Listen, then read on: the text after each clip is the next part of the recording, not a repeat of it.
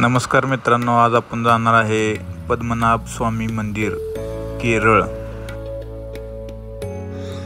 हे मंदिर एक हिंदू धार्मिक मंदिर आहे आणि ह्या मंदिराची पुनर्निर्मिती राजा मार्तंड या राजाने केली। हे मंदिर केरळमध्ये तिरुवनंतपुरम या सिटीमध्ये आहे। या मंदिराची वास्तुकला ही द्रविड स्थापत्यकला म्हणतात आणि ह्याला दुसऱ्या शब्दात कोविल स्थापत्यकला सुद्धा म्हणतात।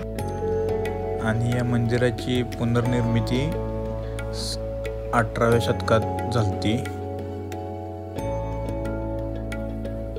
मित्रांनो, मंदिराच्या आतमध्ये विष्णूची मूर्ती आहे जी नागासोबत आहे, शेष नागासोबत।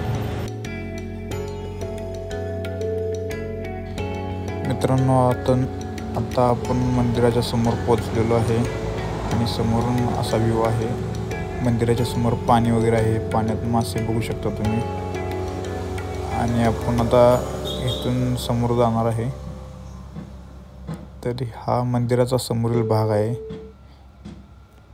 बघू शकता तुम्ही। भाविकांची मोठ्या प्रमाणात गर्दी आहे आणि ते समोर दिसत आहे ते मेन मंदिर आहे।